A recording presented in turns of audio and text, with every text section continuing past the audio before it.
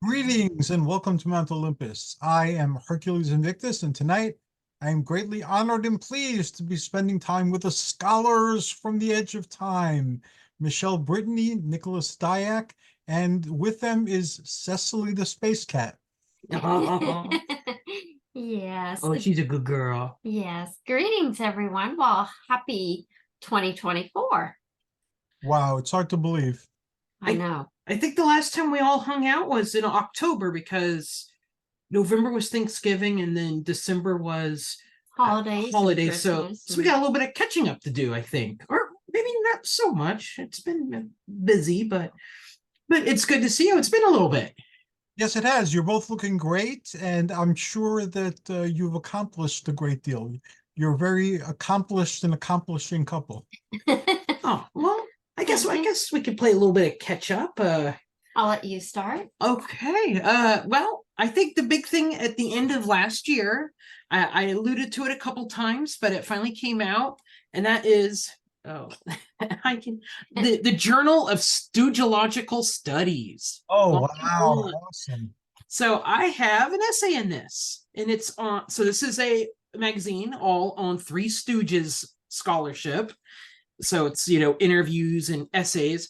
I did an essay on the peplum elements of matrophony, which is an old 1942 Three Stooges short. It's one where they're not in ancient Rome; they're in a parody of ancient Rome, but close enough. They're just potters. The local Roman emperor, wants a wife, and hijinks ensue. I'm not the biggest Three Stooges fan, but I wasn't going to turn down an opportunity to talk about peplum stuff. Uh-huh. So I went and did an essay on basically comparing them to like machiste type characters. It's just that instead of them being strong, they're endurable.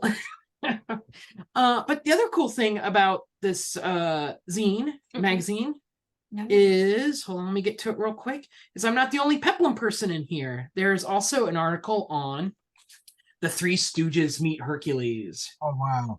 So there's two dosages of peplum stuff in the Three Stooges zine. So that was the last bit of publication I had for 2023 that got a physical release. And so overall for 2023, I had 5 essays published across many different, magazines, journals, and books. So venue-wise, it was a pretty prolific year. So that was cool. And again, nice to keep adding to the peplum scholarship out there.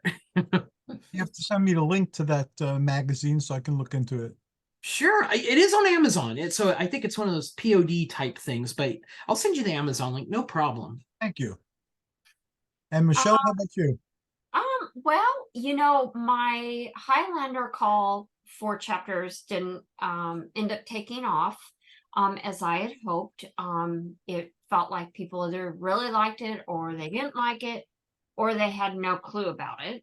So I think it was, I'm trying to think, like probably late summer, that one of our colleague friends, Sean Woodard, had reached out, and he was very interested in working together to edit a collection of essays on the 1999 Mummy, but also kind of in a larger kind of franchise look. And so we did put out a call for papers in October. And right at the end of the year, we went through all of the abstracts. We had a very good response. I think well over 40 abstracts came in. Oh, which is great. very good. Yeah. And we were able to pare down to 20. It was tough though. Got great ideas of, different papers, different lenses. And we did pare it down to 5 sections, 20 essays. So we've already done the acceptance, and we've asked the writers to go back and now write their essays for us. So we're now in the process of solidifying a publisher.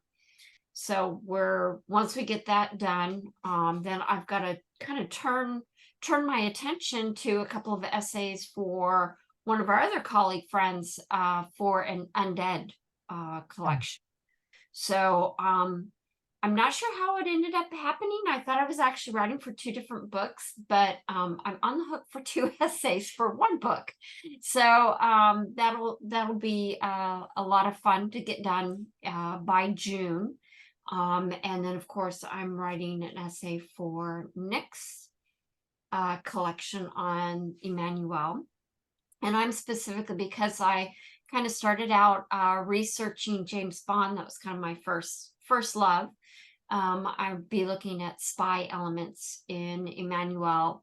The actress, I can't remember. Sylvia Christoph. I'm sorry, I had a brain fart there for a moment. And her movie Matahari. So I think that'll be an interesting essay, and I'm sure Nick will talk a little more about Emmanuel. That's really it. So while Michelle's working on the Mummy book, I'm doing a separate project on the Emmanuel, Black Emmanuel, and other films. And so it's not really Sword and Sandal related, but the actress in the Black Emmanuel films, that's Laura Gimser, she was in the first Ator film. So that counts for something. So but well, no, wait, she might have been in one of the Caligula spin-off films too, maybe. I don't know. But so that's going to be occupying my time. I'm slowly getting through a backlog of reviews and essays at my website, but the main focus is the Emmanuel project. That's not due to a publisher until this autumn. So I do have a lot more cushion. But I'm also taking on, I got to write an intro for it. I got to write an essay for it. I got to edit it. I've got, other contributors to it. So it'll be fine. It'll be definitely, there's no other book out there like it. So that's me. I like to go in those weird paths that no one else has trotted. Yeah, and surprisingly, there hasn't been any books on the Mummy for the 1999 film, as well as kind of the franchise at large. So I think Scorpion King. Yeah, so I think that will fill kind of an area of scholarship that hasn't been explored in a single collection. So looking forward to it. Yeah, me too. I am. It seems like a lot of the books are like on Egypt Mania, and kind of more mummy oriented, which I'm all for, but this one's kind of focusing in on the that trilogy of films. And then of course talking about like the Mummy movie from 2017 all the way back to the original 1932. So I think it'll be a really good study of the Mummy films, as well as bringing in some of the periphery films. So I think it'll be a good collection. Sounds awesome. Yeah. But I think we're here for another film. Well, a different king. Not a different king, yes. not the Scorpion King. I don't know what this king's name is, but I do know it's in his name. So today on Scholars, let me make sure I don't get that glare up. We're talking about In the Name of the King 2, Two Worlds by famed German auteur Uwe Boll, starring Dolph Lundgren. So that's going to be our conversation tonight. So buckle up, folks, because we're on a ride for this one. Yeah, would like to say that there'll be spoiler alerts, I'm very sure. As there are in all of our conversations about these films, but just so people are aware, we will be giving away a lot of plot. So before I get into the plot, I think folks might be wondering, why on earth are we going to be talking about In the Name of the King 2, Two Worlds? Aside from it being a sword and sorcery film. The reason is it is the season for such a movie. This movie was filmed in the winter. They're entirely outdoors. No one is indoors in this entire film. So it is cold. It is freezing. Everyone who talks, no matter what scene they're in, you could see their breath come out. So what perfect movie in these January winter times than a winter peplum, and this was the one that we could find because such a low budget movie. I know everyone was freezing their butts off. I've never seen, basically everyone might as well have been smoking on the set because it's just because of how cold it was. So that's why we picked this film. It's January, it's winter. Folks out there, they're dealing with snow and ice and coldness. So we are picking the most season appropriate pseudo peplum film we can. Because we're here to do that for you folks. Mhm. We like themes. We like themes. It's greatly appreciated too, and much needed. All right. So plot. In the Name of the King 2. You don't need to see In the Name of the King 1 for this one. Granger, i.e. Dolph Lundgren, is a former special forces dude living in present-day Vancouver. It's Canada, not Washington. He runs a martial arts gym and deals with guilt over the loss of his special forces team some years back. As Dolph Lundgren is about to draw a bath and drink some scotch, a group of black-robed assassins pop out and attack him. Taking a pistol from a secret hiding space, Lundgren dispatches almost everyone. But at the same time, a sorceress lady named Ileana drags Lundgren to the medieval past, where he is promptly hit on the head. I screwed that up. Drags Lundgren to the medieval past, where she is promptly stabbed by one of the black robe villains. So she dies very quick. The Kingsmen arrive and strike a blow to Lundgren's head. This becomes a very often recurring gag in this film. They drag Lundgren back to the fortress where he learns that there is a prophecy. A dude from the beyond time arrives, slays the evil Holy Mother, finds a thing, and saves the world, both past and future. So after some uninspired bedroom antics with his healer named Manhattan, yes, Manhattan, a name in medieval times, Dolph and a group of the Kingsmen set out into the forest where they are promptly ambushed. Not once, but twice. Dolph and Manhattan escape, and Dolph leaves Manhattan in the woods to continue his prophecy quest alone, which is just him walking into the Holy Mother's camp unopposed. She's been expecting him this entire time. It turns out she was a bad guy at the start of the movie when the other black hooded dudes went to attack him. But wait, now she's actually a good guy. And she was part of the prior kingdom, whose king and people got killed by magic potions of the current king. It turns out the old king had a son, and that son was Dolph Lundgren. And the Holy Mother took him to the future and left him there for safekeeping. Letting that sink in, because that's a lot of what the... And then she dies. She promptly dies after spilling the beans on all that. Now, Dolph is aligned with the Holy Mother's men, who escort him to the Black Forest to find a something. They call it a catalyst. No one knows what it is. Well, it turns out it's a dragon. The dragon follows Dolph Lundgren back to the king's fortress, where it pretty much destroys everyone and everything. But the king escapes to the future, which is really the present. But the present is 2011, so it's technically the past. That's where the king is now. So Dolph Lundgren follows him through the portal, and they have a brawl in Dolph Lundgren's kitchen. It's pretty much one-sided because the king is a total weenie, and Dolph Lundgren is Dolph Lundgren. So he kicks his butt and then drinks his scotch. With a frying pan. With a frying pan. And then the movie ends with him just returning to where the movie started. He just opens up a bottle of scotch and sits there. The end of In the Name of the King 2. Two worlds. Now we know why there's two worlds. So Michele, Nick. Overall, what was your opinion of In the Name of the King 2, Two Worlds? Not great. Not great. I know we'll do a lot of discussing. I felt like it had some kernels of real interesting storytelling, but there was a lot of problems to it, and ultimately it's not a very good film. But there's some reasons behind why it turned out to not come out well. Reasons that are not Uwe Boll, surprisingly, although he is part of it. Yeah. So I'll leave it at that. And if you want to, what about your first initials? It's a fine film. To me, not that I drink beer, but this would be the beer and pizza film. You know, it tries to scratch like a post Lord of the Rings itch. This movie came out in 2011, so this is, you know, after the 3 Lord of the Rings films came out, but before they did The Hobbit. So you know, Sword and Sorcery is kind of in. But it has issues, and unfortunately, the issues do overtake what it does well.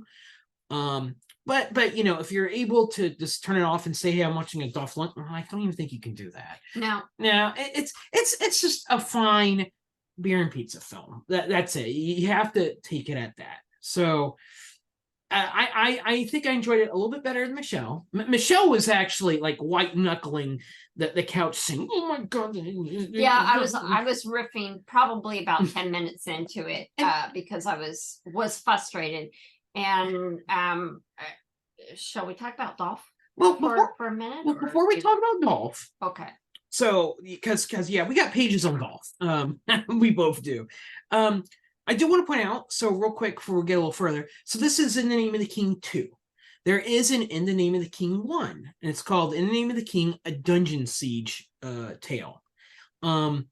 We saw that film many years ago, back when we lived in Washington, and this, even though it's a sequel, it has nothing really to do with each other. It's like name and only.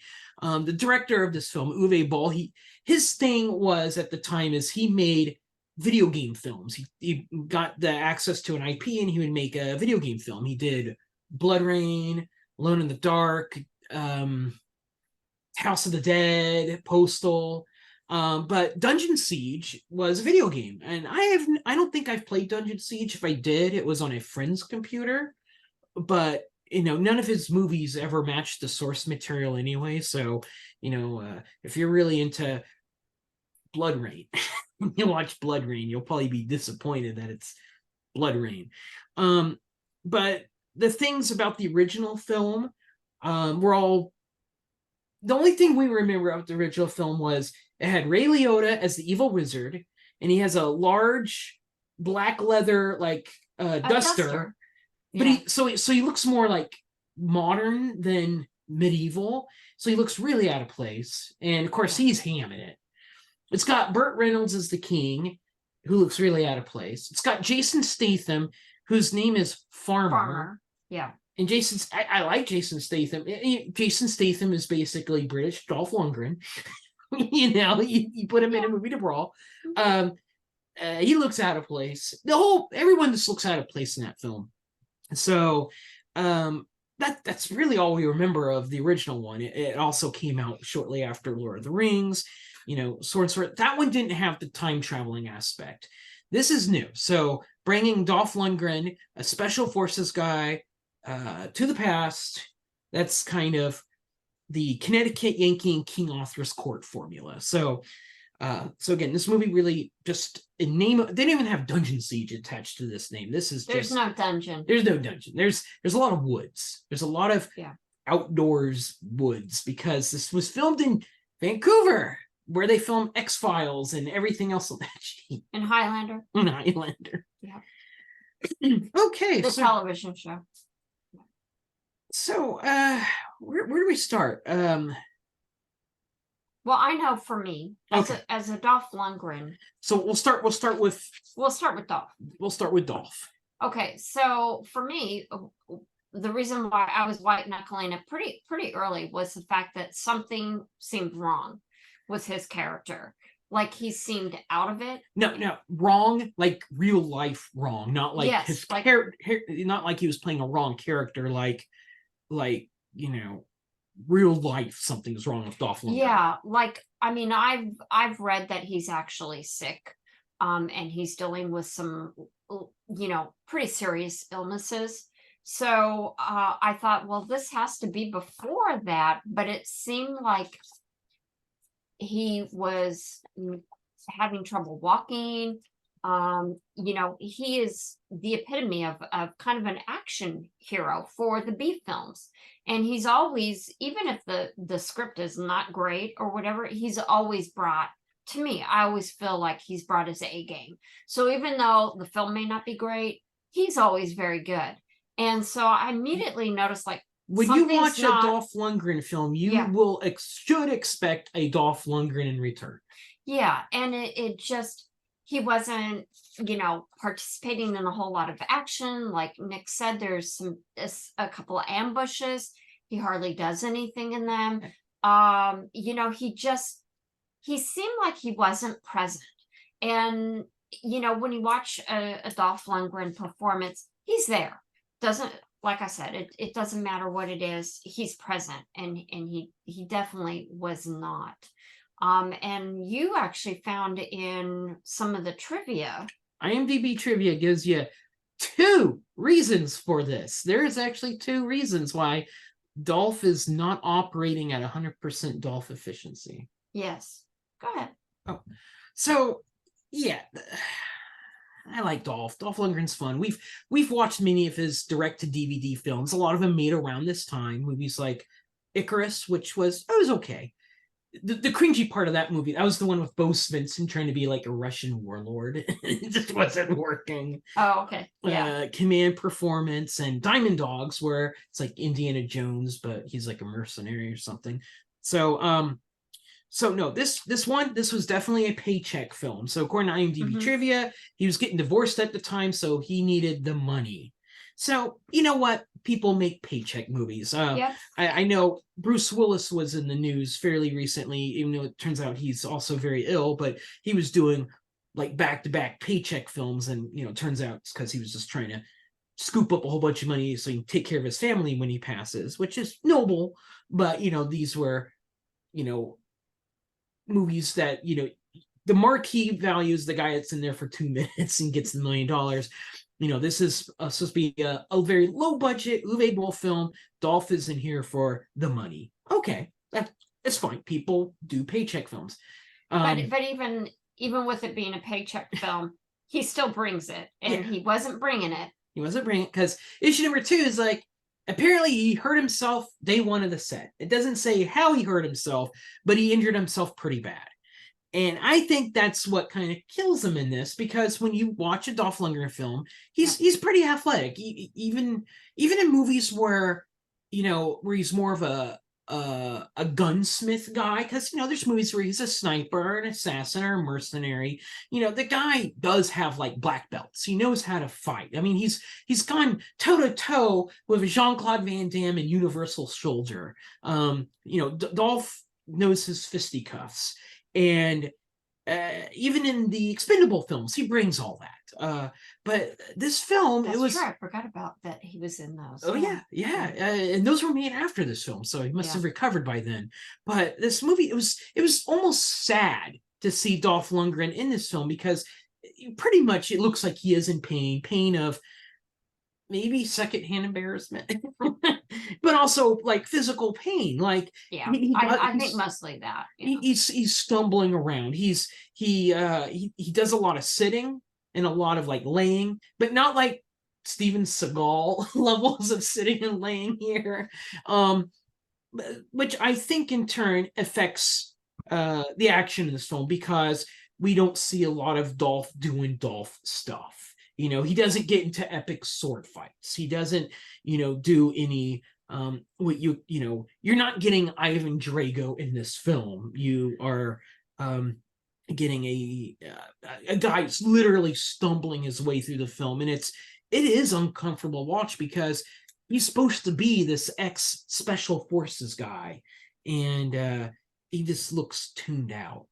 Yeah, and I mean, I truly believe that if he'd been present in the film, like he would have been, I think the film would have been a whole lot better.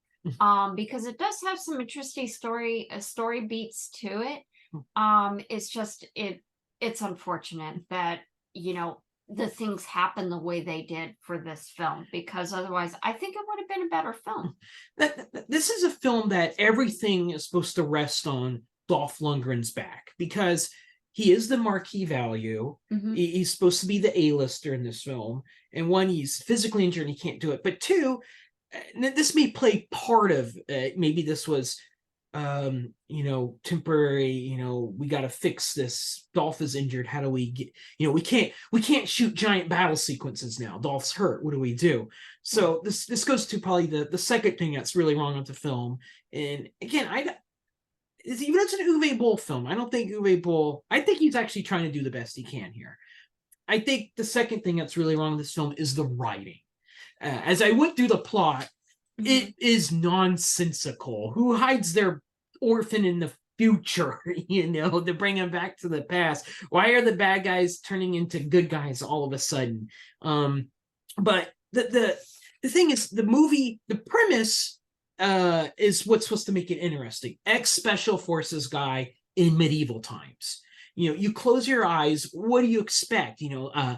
Basically this, Navy SEAL guy decked out, gun on his back, camouflage face, sneaking around, and there's orcs in front of him, pew, pew, something like that. As silly as it sounds, that sounds fun though. It sounds cool. I mean, that type of movie has been done a couple times. We'll talk about kind of related movies, but that's your gimmick for the film. That's how you make this film stand out. You have a special forces guy out of his element in the past. He brings his special forces knowledge, gadgets, whatever, to help his current predicament. None of that happens in this film. So the one thing that this character, Dolph Lundgren's character, is supposed to be doing, he can't do because A, the writing isn't allowing it, and B, he physically can't allow it. So you're left with a really deflated movie where we were talking about this. Seriously, if you took Dolph Lundgren out of the film, the movie would still unfold the same. Yeah, pretty much. So, that brings up the, part of the narrative beats of a good story is that hero's journey. And there really isn't one. I mean, he starts exactly where, or he ends exactly where he started, and he's not any better. He's not any worse, really. I mean, he does have some extraneous knowledge that he didn't have before, but he's not a changed person. It basically, it says, it's like the thing I really hate movies where you wake up at the end and it's all a dream, so the movie didn't count. Yeah. This movie kind of steers in that direction of it didn't count because I'm a sucker for the beginning is the end of the film, or the end is the beginning. Usually you get into time traveling films where that happens, a Back to the Future type thing or something. Those can be clever, the Ouroboros type aspect. No, literally, when your climactic ending of this film is just kicking back in your desk while you killed someone in your bathroom and sipping scotch, which is how you started the movie, killing people while drinking scotch. No. Yeah. I would say the other thing about the writing, a couple of things, but the first point is the fact that you have an anachronistic situation here where Dolph is from the future. He comes back to the past. And if he had brought weapons, obviously he brought knowledge, but they didn't really kind of lean into that instead. So what you have is everybody knows he's from the future. Everybody knows he's a modern person and he's going to be different, and he is different. He talks differently from everybody. So you kind of, in a way, push past all the awe of having a modern weapon or the awe of knowledge and things like that. So you can kind of get on with the story, but they didn't really push into that at all. And I mean, I think, again, that it's definitely a missed opportunity in this story. If I had to compare this film to another film, it really would be Army of Darkness. This is like Diet Army of Darkness. Both films share a lot of similar plot points and beats to it. And so here we go. Army of Darkness versus In the Name of the King 2. Modern man travels to medieval times. They both kind of bring a cocky angle to them, although Ash more so than Granger. There's winches that try to kill them both. Both of them deal with chosen one prophecies. This is the chosen one. They have come to save us.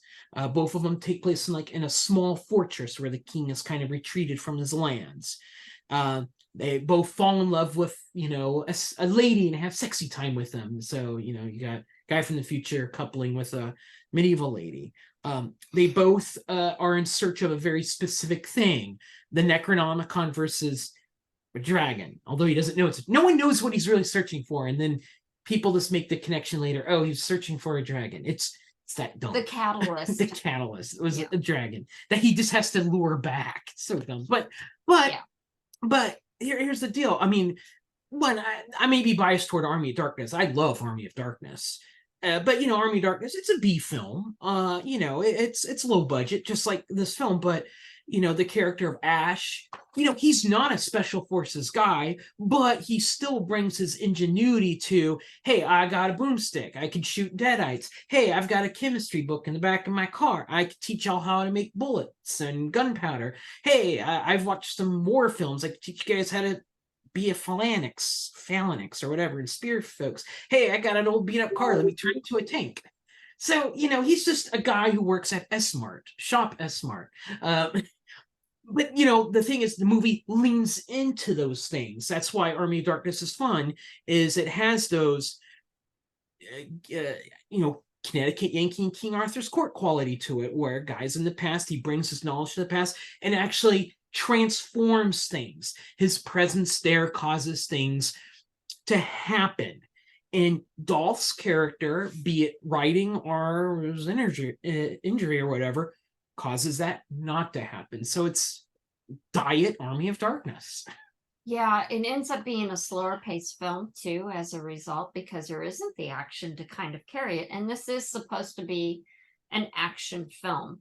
And it just isn't. This pages are being torn out. You can't film that. So we've got to, have one of the other characters do something else, because Dolph can't do it now.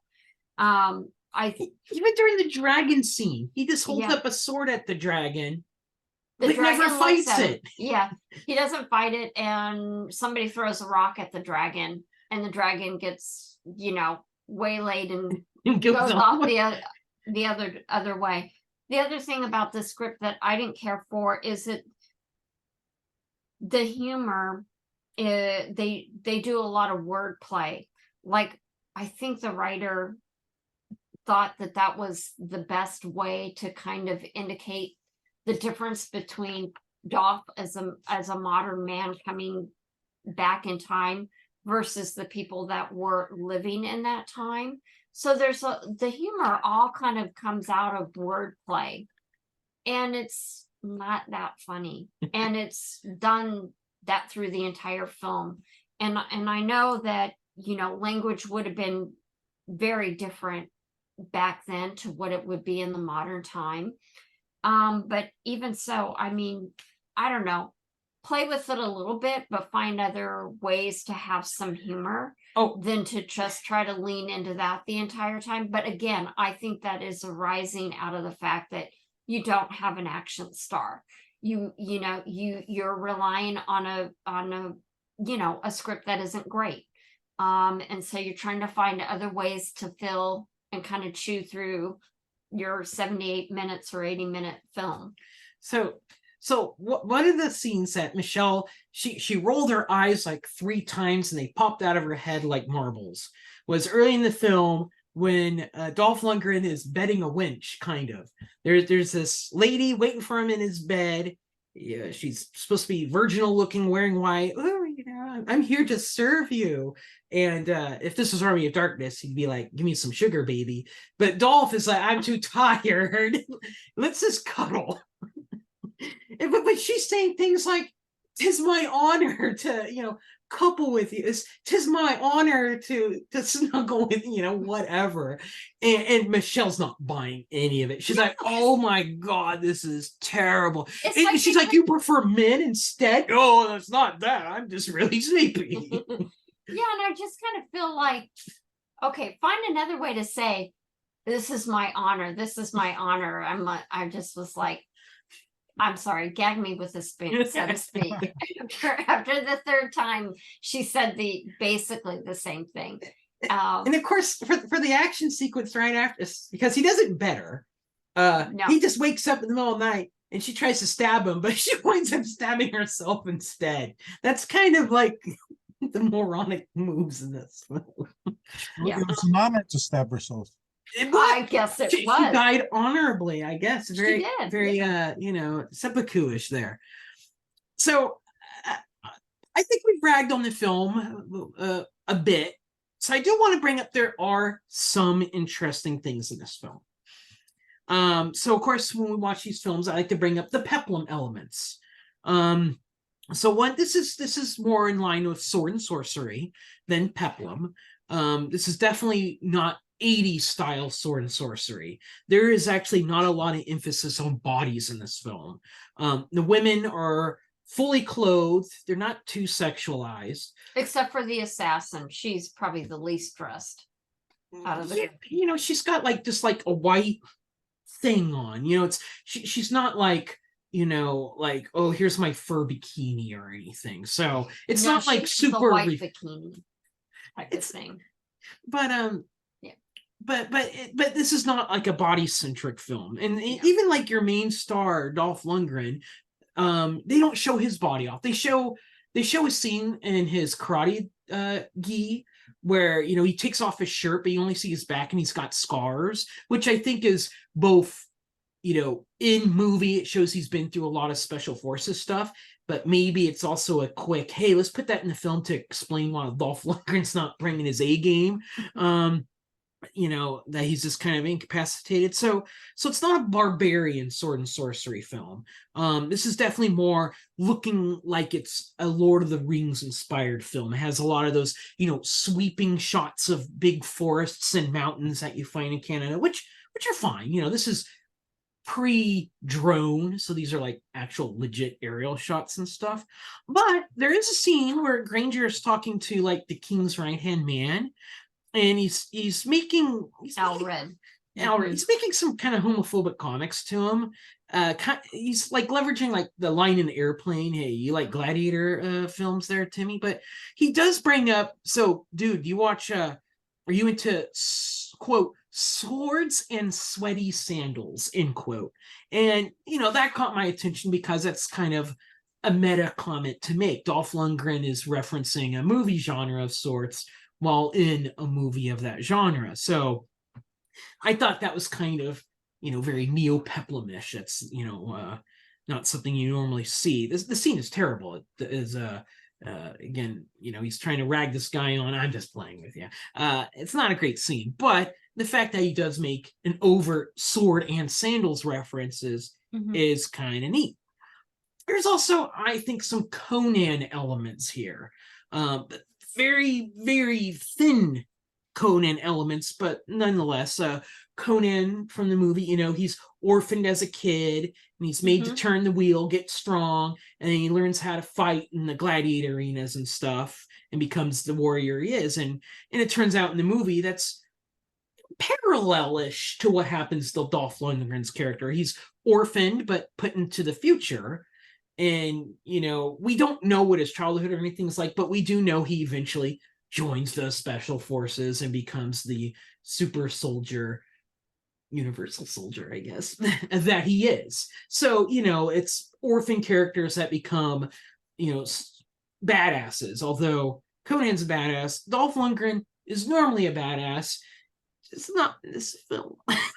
Yeah, I you know, you make a good point, because I do feel that, you know, you bring kind of an expectation to the film by having Dolph Lundgren in it. So in a way, by that meta, you do bring in those aspects to the expectations that, you know, you're going to get a sword and sorcery type film.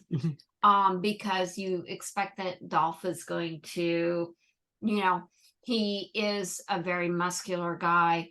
We know him from Rocky and Universal Soldier and all these other things. So he brings a presence and an aura to him that you just kind of like, yeah, that does make sense, you know. on paper, this Mhm. movie sounds, again, Army of Darknessy, but it sounds fun. Again, I like the idea of a special forces guy in the past. Do y'all remember the early 80s film Final Countdown, where the aircraft carrier goes back to Pearl Harbor times? Yep. And the entire movie is like a lead up to, oh my God, we're going to see, then modern 1980s US jets taking off the aircraft carrier and fighting, Japanese pilots of the 40s. And it doesn't happen, but that's like the lead up, that's just, if it did happen, oh my Yeah. God, this is going to be awesome. And I know there's some Toho films where like army people in their tanks are like transported back to, Shogun times or something like that. You this, again, on paper it sounds at least fun, B movie fun. Mhm. And that's the thing, even though Dolph Lundgren is obviously injured, I mean, rewrite the story, give him a gun. He doesn't even take a gun back with him, and he doesn't have to fight anyone. He could just hide in the bushes and snipe the bad guys. And they're like, oh my God, he's got a boomstick, he's got a magic device that shoots magic from it. Well, should you play that angle up? And that's the other thing, is he doesn't even fight in this film. It's a sword and sorcery film. He doesn't even use a sword. He's given a sword. He holds a sword at one point at the dragon, but he never uses it. He does a lot of like when there's skirmishes, he'll run up and like punch a guy or kick a guy, or he might stab a guy up close. But he stabbed a guy in the backside. Yeah, that was his big action. That was his big. He stabbed a guy in the butt. So you don't even get the Dolph fighting sequences. So it's like in a normal Peplum character, he does do the melee like you would expect, just not as often. Which I expect, I guess, because again, he's a special forces guy. He even talks about like, I gotta get intel, I gotta recon in, I've got to do stuff. And that's what I expect a special forces guy to do. Tiptoe in, assassinate your targets, tiptoe out. But but so those are, there's not many Peplum elements in here, but there's the medieval Peplum aspect to it. Echoes of, I've said Army of Darkness, but Trancers, if you remember Trancers 4 and 5, where Jack Death, Tim Thomerson also like time travels to medieval times. But even those were better. Oh my God, Trancers is better than In the Name of the King too. Well, In the Name of Two also has the mysticism and mythology. Obviously we have a dragon, but we also have a seer who does prophecy. We see that in other sword and she lives in a tree. Sorcery type films. Yeah. And even the king, he rises up, but he was an alchemist to begin with. And so he plays, and experiments a lot with alchemy. So you end up with a lot of these other elements that are trying to help create this kind of, yeah. So about back to when we started this episode, we're talking about how cold this movie is. So the king does not have a throne room. His throne is like outside, like next to a shed with a wooden roof over it. And he's got all his alchemy supplies there. And that's when he's not sitting on his like chair. He's doing alchemy supplies like this. He just kind of turns, but it's all outside. His wizard's lab is a stable, which, I guess if the movie was a bigger film, you could probably say, oh, they temporarily took, refuge in this fortress and that's where he set up shop. But you don't have that backstory, so you just have to assume it. But it's just so funny. Like, I'm playing with my alchemy stuff and sitting on my throne, but man, is it 0 degrees outside or what? Fit working. I think that might be why you don't see like the more Conan-ish costumes, is because it does seem like it would have been really cold. And like Nick has alluded to many times, you could see their breath. Even when Dolph was in the quarters where he's supposed to sleep for the night, he's in there talking and you can see his breath. And I don't know how, they weren't freezing their butts off doing this film, actually. So I could see them not, getting down to line cloths. Fair. You don't have the barbarians trudging in the snow, but you could still make people interesting looking. Like in this film, Dolph is wearing his North Face jacket and a scarf. So he looks normal through the entire film, which makes it awkward when he's like walking up a hill holding a sword and staggering. He just looks out of place. But compare that to Ash from Army of Darkness, where he has his pants, he's got his blue shirt on, but they still change it enough. He's got his harnesses on him, he's got his robot knight arm he makes out of a glove and whatnot. So they're able to modernify but also medievalify him at the same time. So he looks different. He looks like a fighter. He looks like a warrior. Yeah, he's got his horse's cloak on and his whatever, but he looks both modern and old school at the same time. Dolph is in his jacket and scarf, he doesn't assimilate at all into the time period that he's in, and it is kind of odd that he's always the outlier through the entire film. I mean, I think he, like Nick said, that he has a sword at one point, and I think he even comments about the sword hanging off of his pants. Oh yeah, he can't get it on. He can't get the sword belt on. It's like too small for him. And then he says, "I need a bigger sword" or something like that. Yeah, and he rides around on a horse a little bit, but yeah, generally, it even in the house, when he's in the modern house, he is so big. He's a big guy. He's a big guy, and when he's walking down the hallway, in the house, he's just kind of like he takes up the hallway. Okay, we got to put the pause button on this, because there is a brilliant continuity issue with this that Michele and I busted up laughing on. So very beginning of the film, Dolph Lundgren comes into his house. Oh, and yeah. he's going, he's not feeling well, so he's going to run a bath. I get it, you're feeling, your muscles are, cramped up from a day of working out. You just want to relax with your scotch and take a bath. And he goes to his bathroom, and he's got this tub, and it's basically a jacuzzi tub, which I could see, he probably needs the jets for massaging and stuff. Whatever. The point is, it is a deep tub. All right. So he turns on the water and leaves. He goes down to his office to drink some scotch, look at his mail, look at photos on his wall. And the entire time, his bath is still running. And we even commented, shouldn't this tub be filled up by now? And so eventually he makes his way up to the tub, and you hear the water running, and he gets the tub, and it's there's no water in it. This entire, it's maybe a foot higher. It's a foot higher this entire time. And then of course there's no water in the tub. Then he winds up time traveling. Yeah. And then he comes back to modern times, which I think it's implied this happened shortly after he leaves, even though he's in the past for a couple days. Yeah, time hasn't really moved forward going through the portal. It kind of brings you back at about the same time. Yeah. But he takes the king upstairs, fights him upstairs, and then he just does the classic throw his face into the tub, which at this point is now full. Well, you've got to have the camera under the water, so you have to have a fuller tub.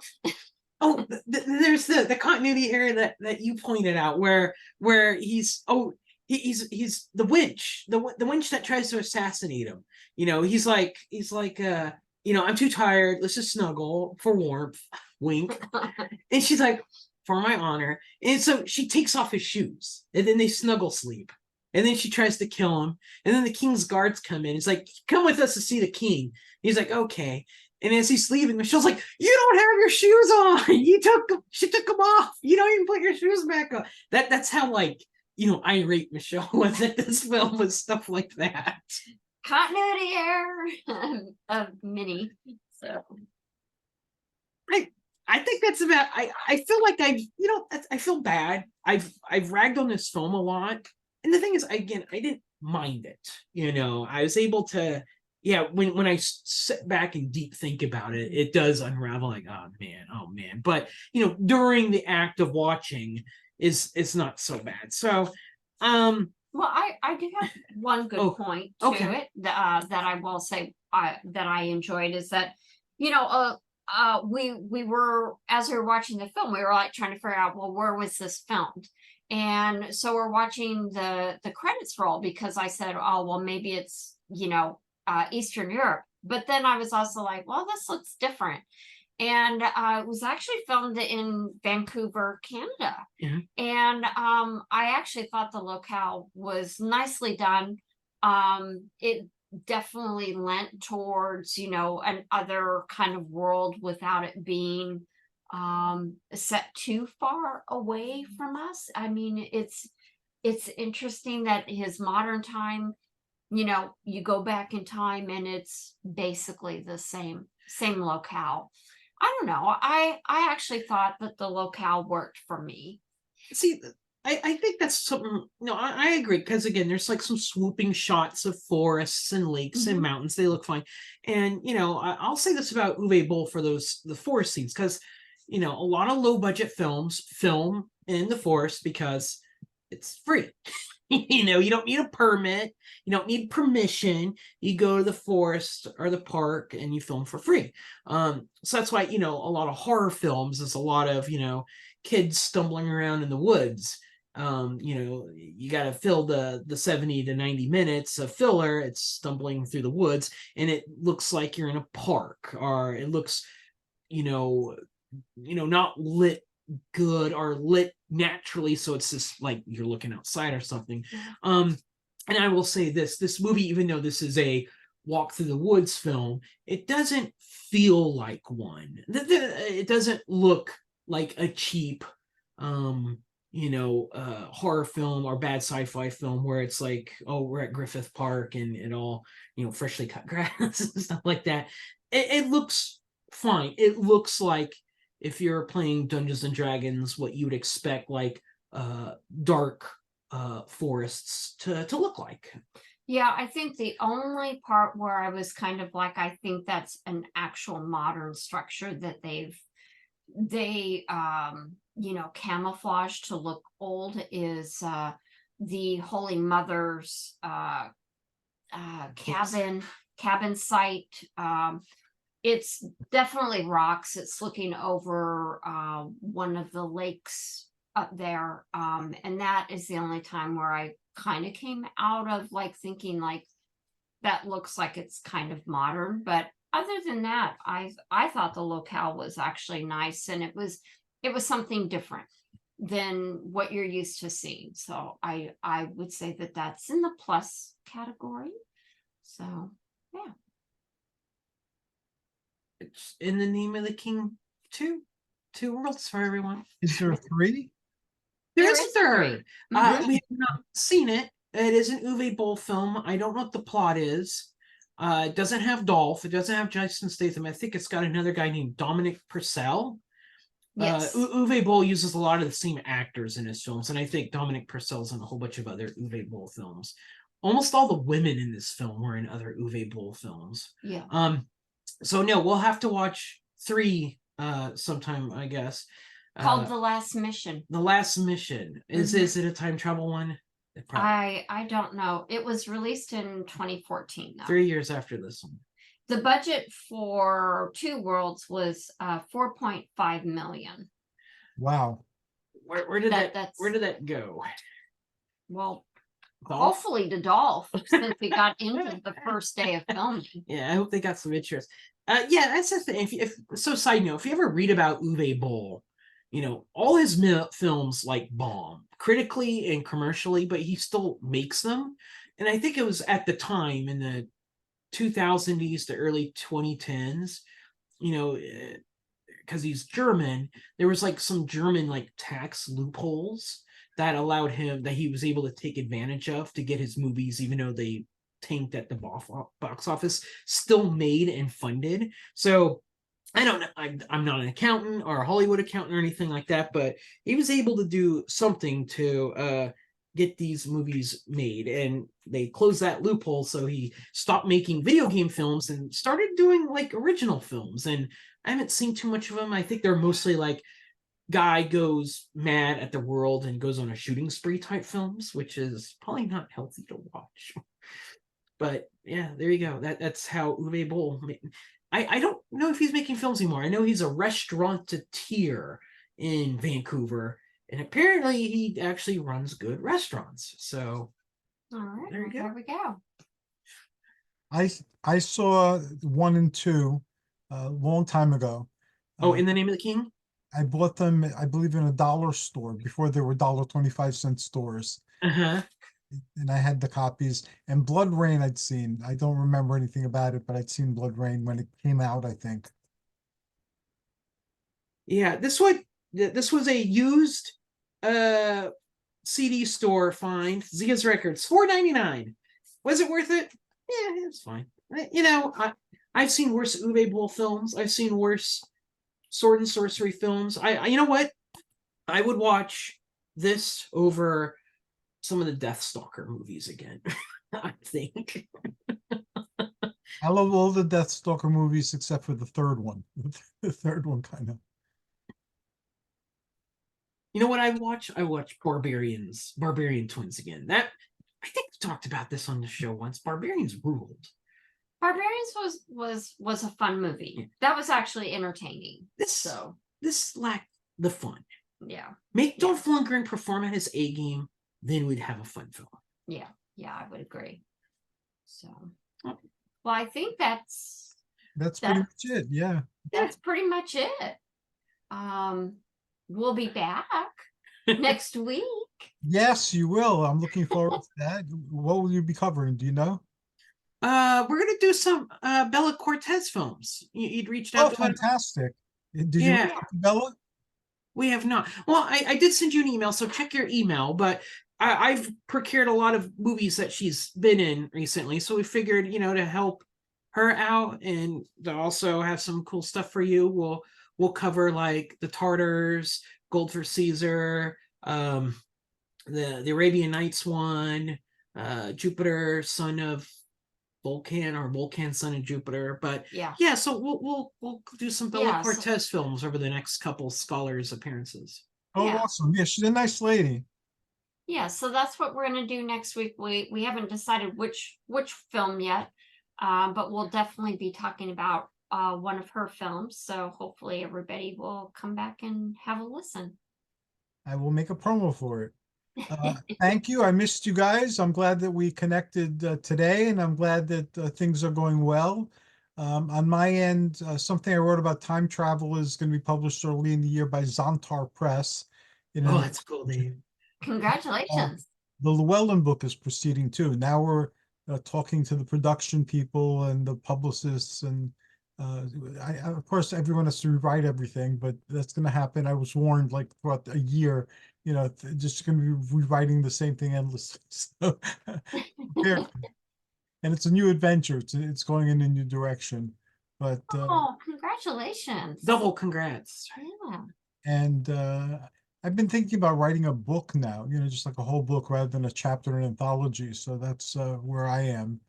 And I haven't decided definitely do it. Whether to do horror or science fiction or sword and sorcery or sword and sandal. So I'm still playing with different ideas. I'll probably do a combination of all of them.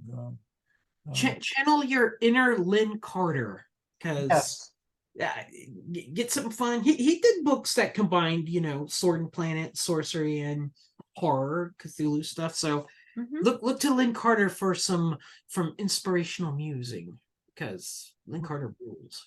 I've heard many stories about Lynn Carter from people who knew Lynn Carter. So I won't emulate Lynn Carter as a person, but as a writer, I'd be happy to. We'll stick with that. Yeah. It's craft, not the person. Well, thank you so much. Have a wonderful evening. I wish you even greater opportunities and success in 2024. And I'm looking forward to continuing our journey together. You're awesome individuals, and I'm honored to know you. I will not kill myself with the dagger now, accidentally. Well, thanks for having us on. And as you would say, we wish everyone joyous journeys for 2024. Thank you. And thanks to our wonderful listeners. Whether you clicked on a link and found yourself here from the webpage, or whether you caroused around YouTube and found this, joyous journeys and amazing adventures, and a healthy and happy new year.